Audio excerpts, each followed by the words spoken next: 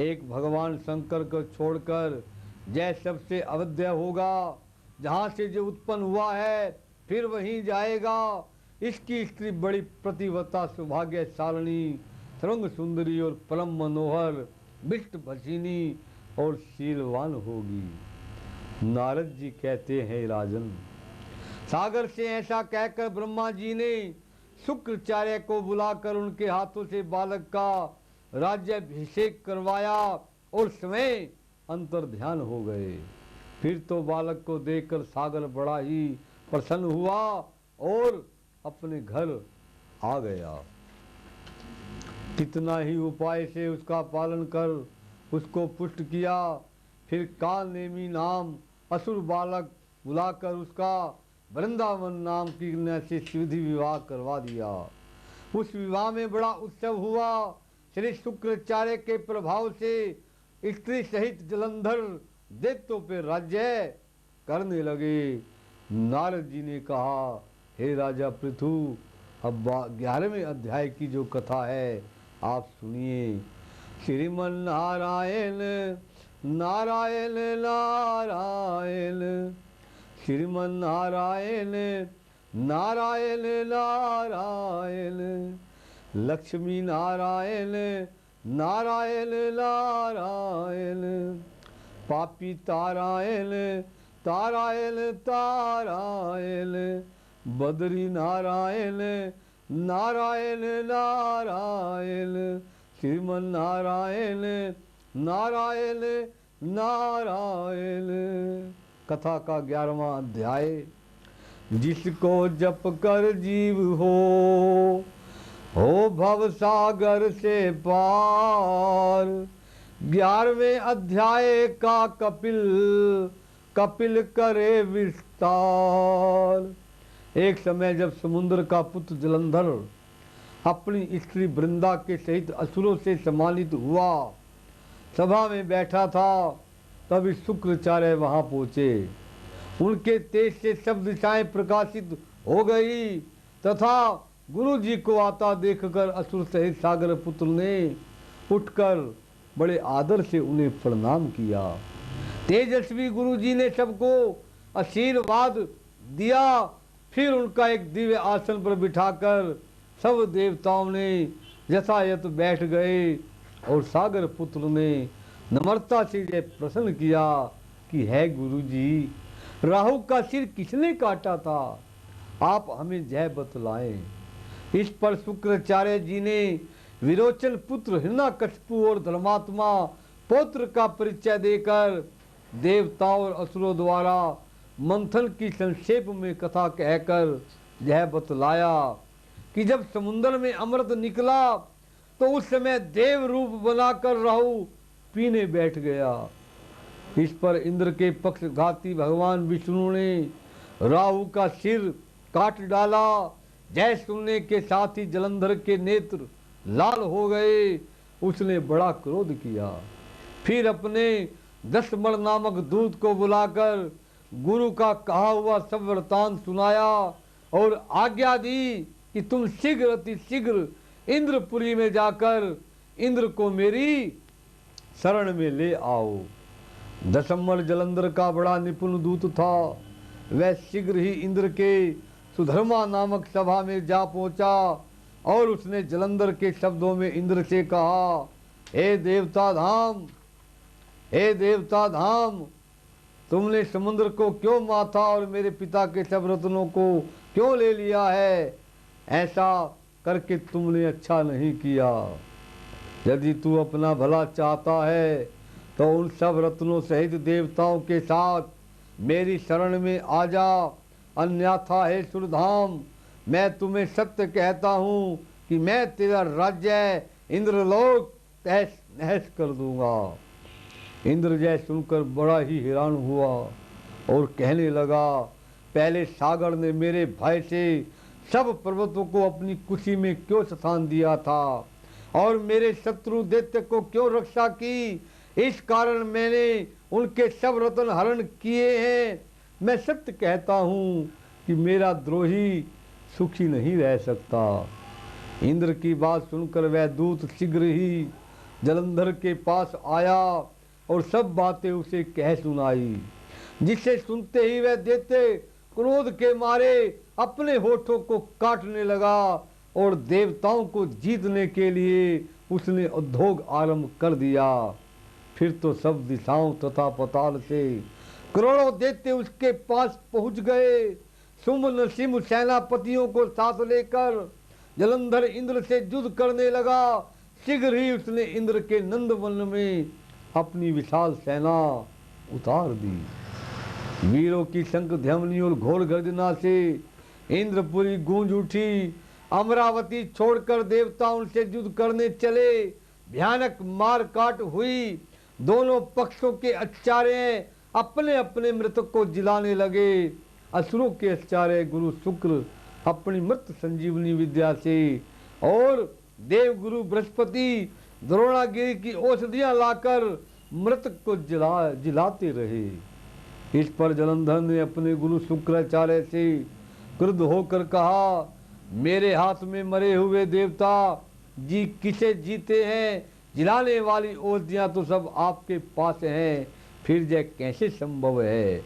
इस पर शुक्राचार्य गुरु जी ने कहा, गुरु जी ने गुरुदेव बृहस्पति जी द्वारा द्रोणागिरी से औषध क्रुद्ध होकर शीघ्र ही द्रोणागिरी पर्वत के पास पहुंचा और अपनी भुजाओं द्वारा उसे जड़ से उखाड़कर समुद्र में फेंक दिया।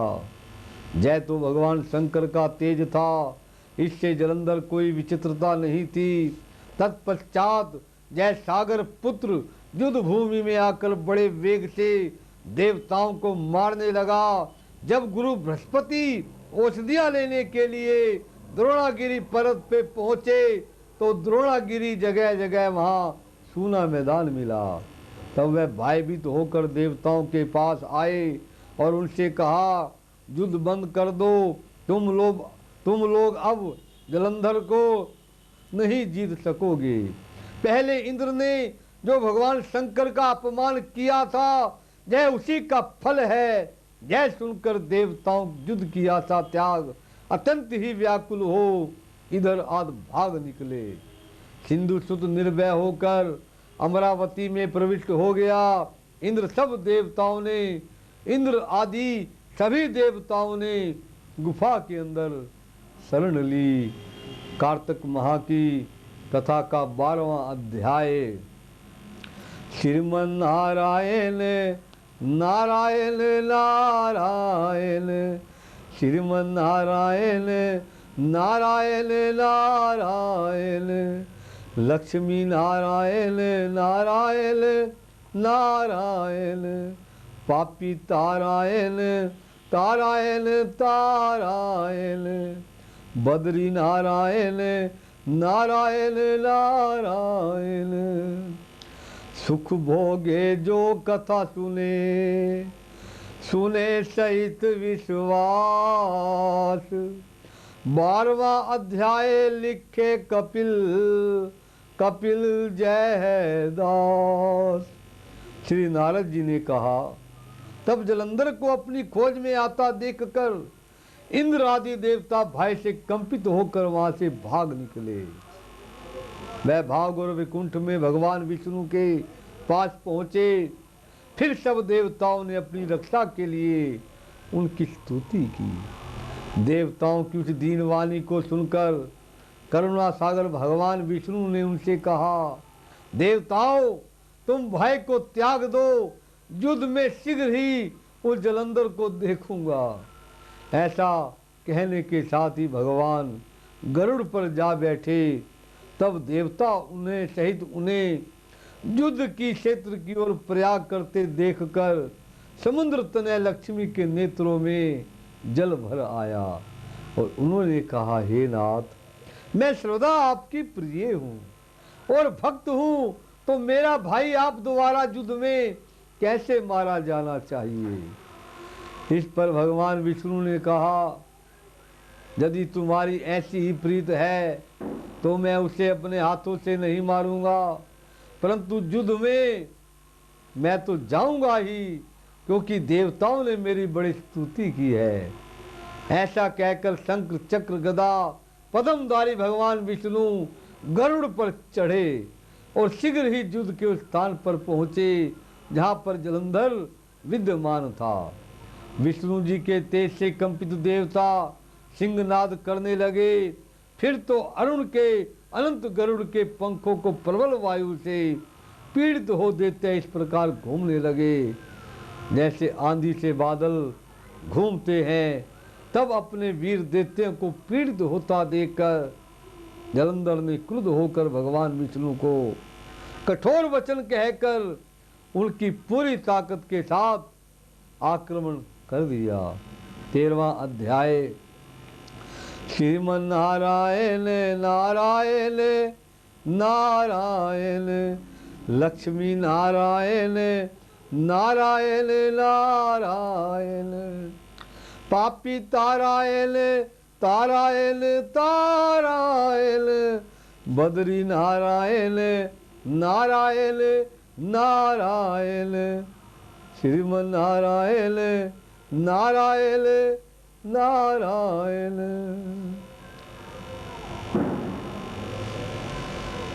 का 13वां अध्याय।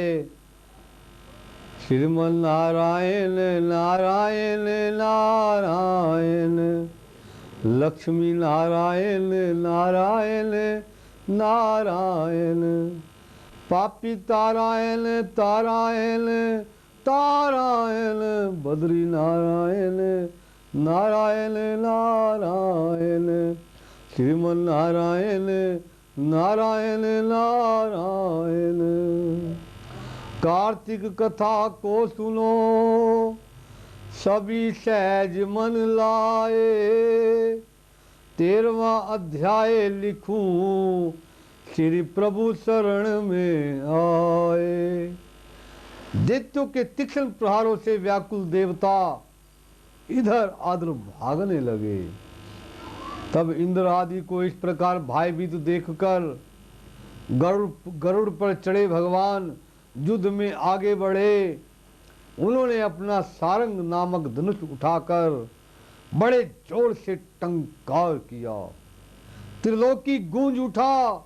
पल मात्र में ही भगवान विष्णु ने हजारों दैत्यों के सिर काट गिराए। जय देखकर जलंधर के क्रोध की सीमा ना रही। फिर तो भगवान विष्णु और जलंधर का महासंग्राम युद्ध हुआ। बाणों से आकाश भर गया। लोग आश्चर्य करने लगे।